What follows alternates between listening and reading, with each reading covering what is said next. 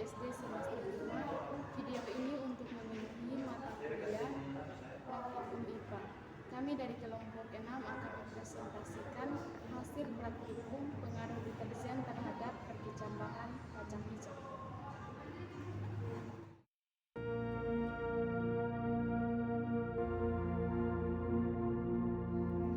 Tujuan mengamati pengaruh deterjen terhadap perkecambah kacang hijau. Alat dan bahan: yang pertama neraca analitik dan 1 sendok teh. Yang kedua gelas kimia 600 ml dan 10 buah botol aqua. Yang ketiga kertas saring atau tisu secukupnya. Yang keempat kertas timah secukupnya atau kardus. Yang kelima mistar dengan skala milimeter 1 buah. Yang keenam kertas untuk label secukupnya. Yang ketujuh gelas kimia 1000 ml 1 buah. Yang kedelapan air ledeng secukupnya. 9 deterjen serbuk 1 gram.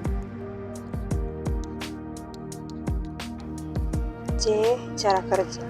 Sediakan larutan deterjen 100%, 50%, 25%, 12,5%, 6,25%, dan 3,10%, serta kontrol yang berupa air pump.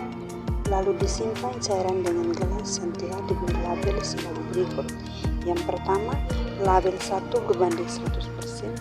Yang kedua, label 2 berbanding 50%. Yang ketiga, label 3 berbanding 25%.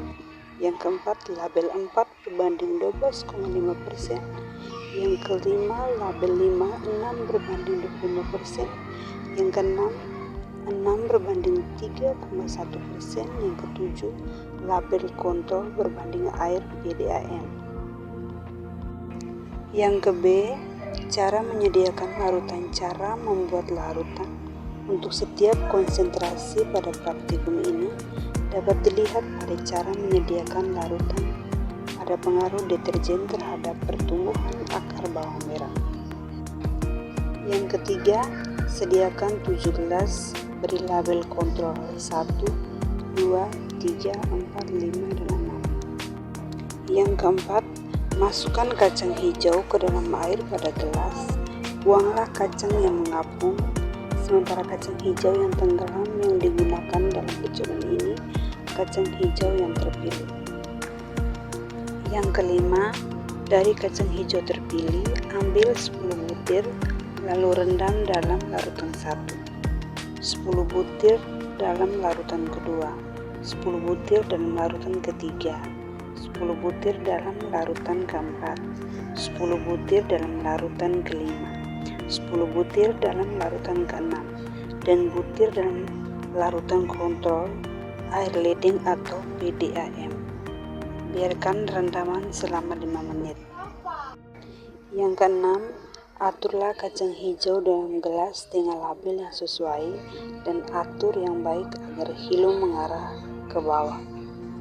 Yang ketujuh, isilah gelas yang telah diisi kacang hijau tersebut dengan larutan yang berlabel sama, kira-kira 100 ml.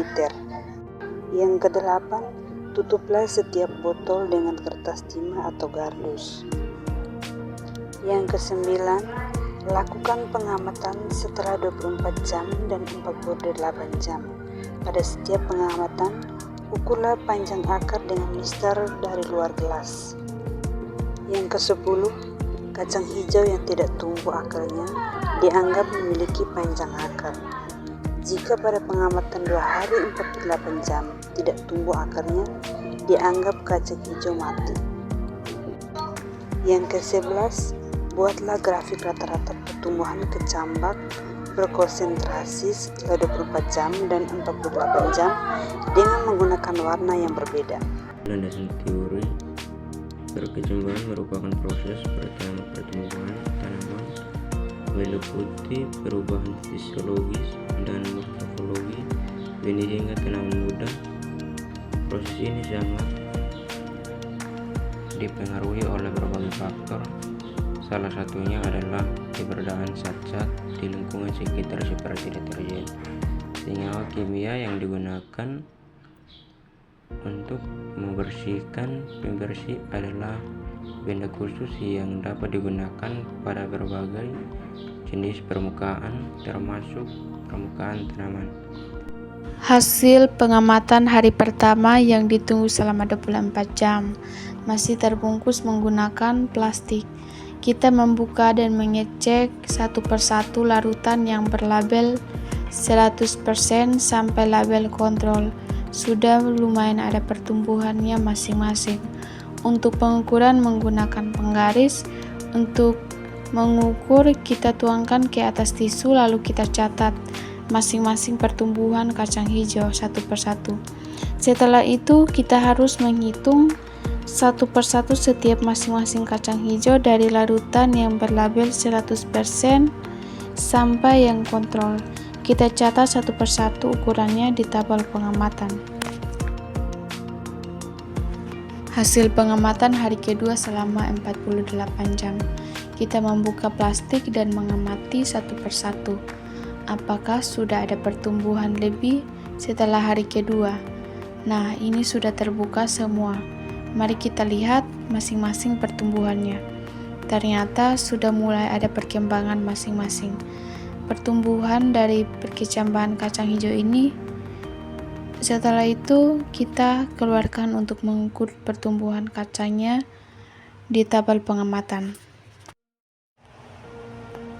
Pembahasan 1. Pencemaran lingkungan menimbulkan banyak kerugian bagi manusia serta lingkungan. 2. Pencemaran tidak menimbulkan kerugian dilihat dari kadar dan waktu. 3. Pencemaran yang mulai menimbulkan gangguan pada komponen ekosistem. Yang keempat, pencemaran yang sudah mengakibatkan reaksi yang fatal. 5. Pencemaran yang menimbulkan kematian dari kadar yang tinggi. Kesimpulan, dari percobaan dapat disimpulkan bahwa kecambah pada kadar konsentrasi tertentu atau rendah masih bisa mengalami pertumbuhan walaupun ada hambatan, tetapi pada konsentrasi tinggi, kecambah tumbuh namun tidak mengalami pertumbuhan dan pada akhirnya akan mati.